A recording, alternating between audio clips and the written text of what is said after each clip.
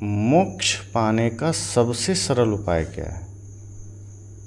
और क्या मोक्ष पाने का कोई कठिन उपाय, सरल उपाय सच में है? मोक्ष से तात्पर्य क्या है? मोक्ष मिलेगा कैसे? ये तमाम चर्चाएं आप सुनते हैं लोगों से। हमें यह समझना चाहिए कि मोक्ष क्या है। वस्तुतः मोक्ष शब्द स्वयं अपना अर्थ बता रहा है।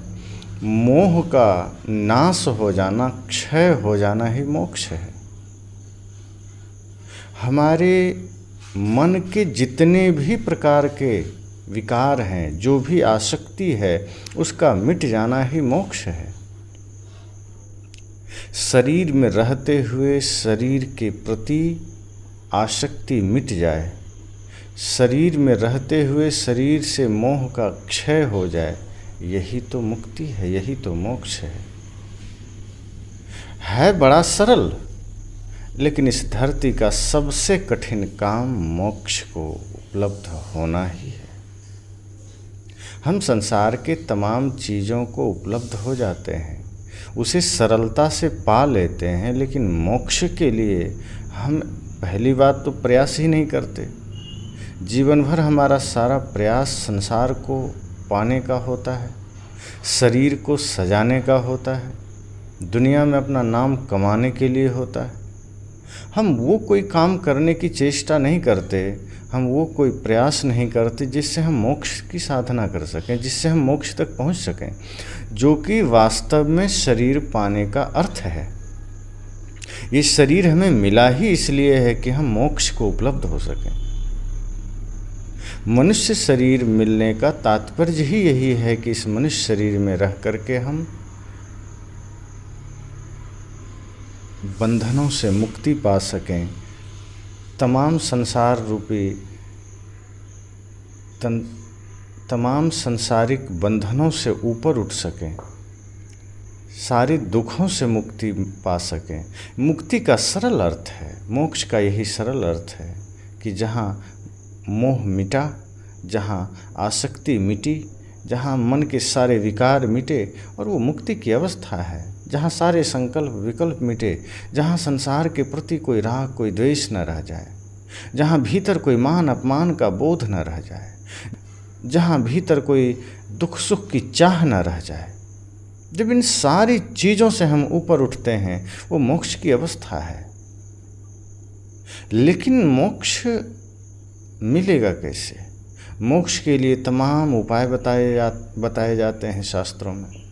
मोक्ष के लिए शास्त्रों में तमाम रास्ते बताए जाते हैं, उपाय बताए जाते हैं। बहुत से लोग कहते हैं किसी एक मंत्र का जाप करो मुक्ति मिल जाएगी। कोई कहता है श्री राम का नाम लो मुक्ति मिल जाएगी। कोई कहता है कृष्ण का नाम लो मोक्ष मिल जाएगा। कोई कहता है वेद पढ़ लो मोक्ष मिल जाएगा। कोई कहता है श्रीमद् भागवत पुराण पढ़ लो मोक्ष मिल जाएगा।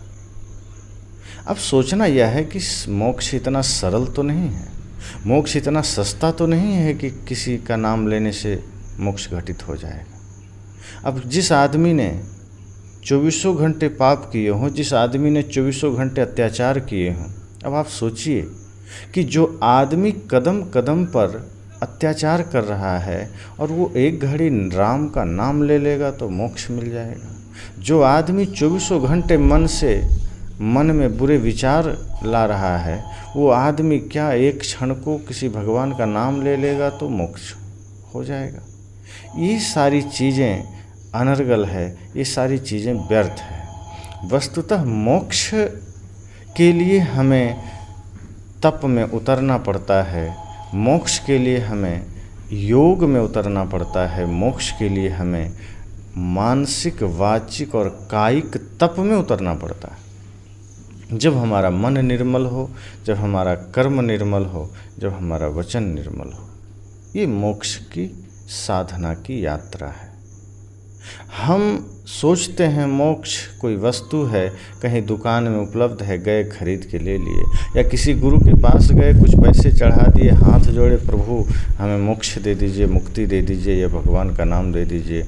और ऐसे संत भी हैं, ऐसे लोग भी हैं जो आपको कहते हैं कोई बात नहीं, कुछ दक्षिणा चढ़ा दो और मैं एक नाम दे रहा हूँ, इसका जाप करना, सब मुक्ति मिल जाएगी, मोक्ष मिल जाएगा। ये अपने को अंधेरे में रखने से ज़्यादा कुछ नहीं है। मोक्ष इतना भी सरल नहीं है कि किसी नाम से हमारे भीतर के सारे विकार मिट सकें। विकारों को मिटाना पड़ेगा, अपने भीतर के सारे कचड़ों को साफ़ करना पड़ेगा, और जैसे ही कचड़े साफ़ हुए मुक्ति हो गई।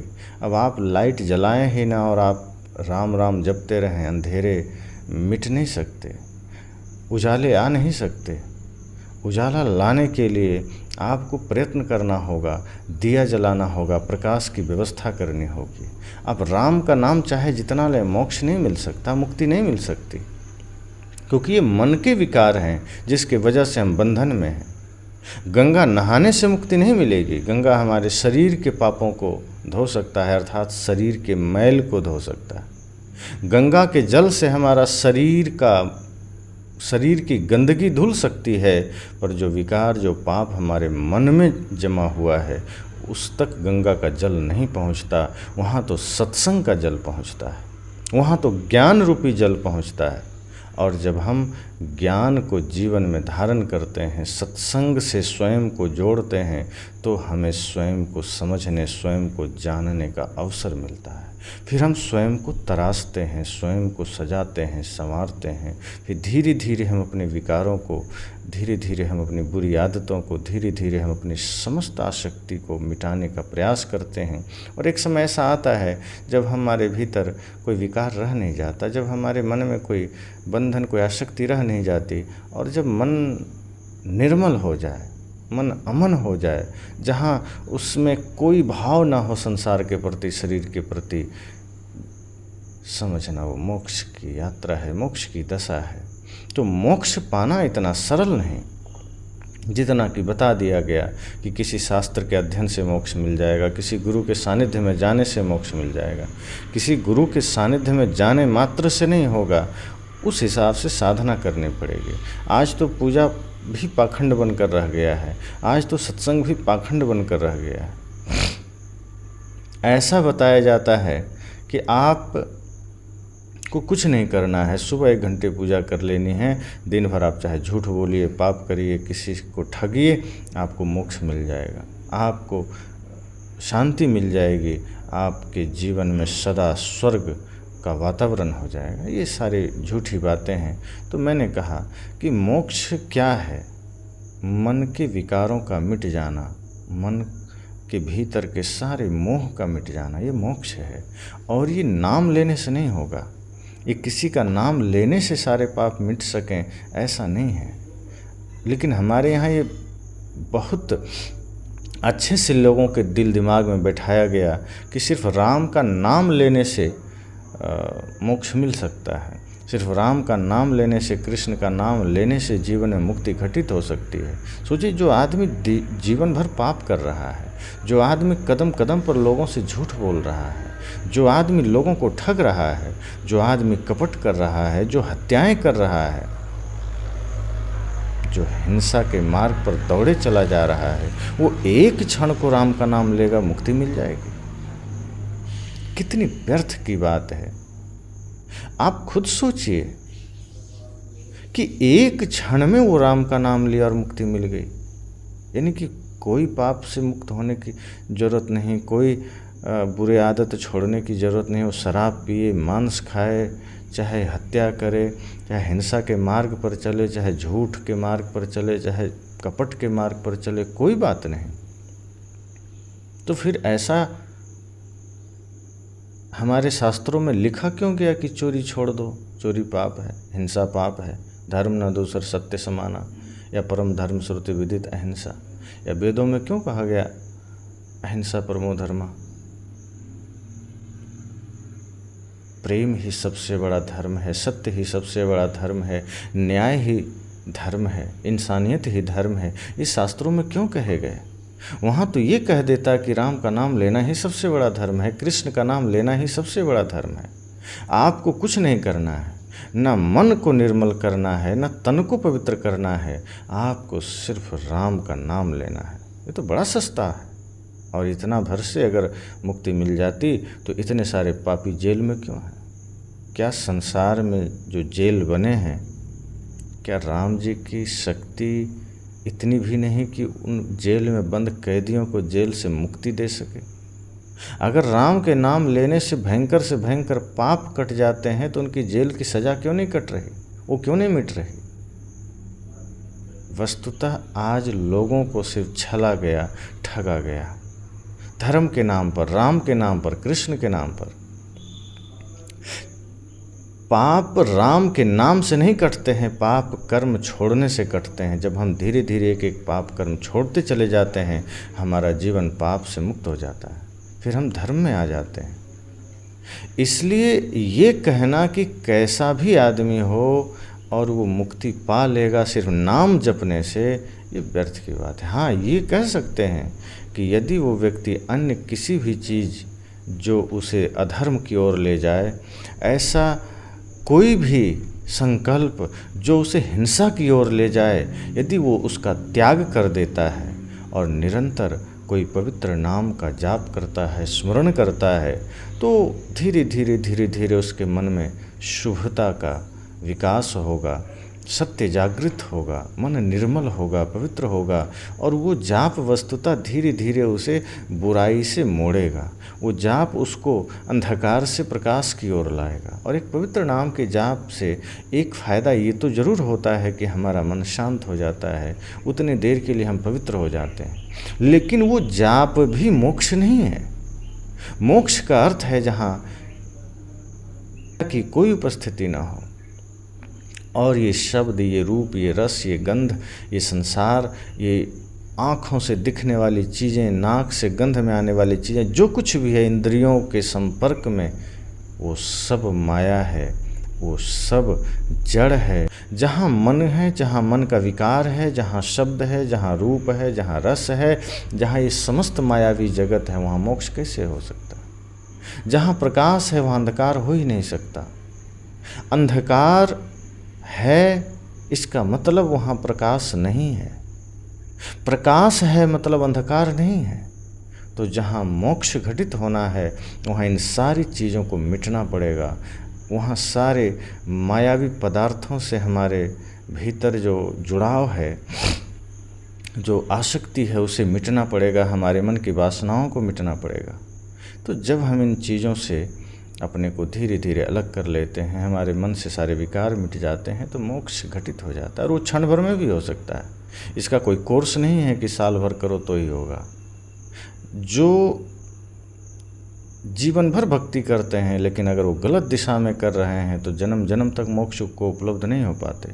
लेकिन ऐसे भी लोग हैं जो क्षण भर में भी मोक्ष को उपलब्ध हो जाते हैं, क्योंकि ये मन की वो अवस्था है, ये चेतना की वो अवस्था है जहाँ हम जैसे ही शरीर, संसार, मन के सारे संबंधों से अपने को अलग करते हैं, क्षण भर में मोक्ष घटित हो जाता है। और जीव के लिए सबसे बड़ी समस्या है स्वयं को इन सारे संबंधों से अलग करने की। आदमी सब कुछ कर लेता है, माता पिता छोड़ सकता है, घर परिवार छोड़ सकता है, पर मन में जो विकार बैठा है, मन में जो मोह बैठा है, चाहे जिस भी प्रकार का हो, तन के प्रति हो, पद के प्रति हो, धन के प्रति हो, यश कीर्ति के प्रति हो, वो नहीं छूटता।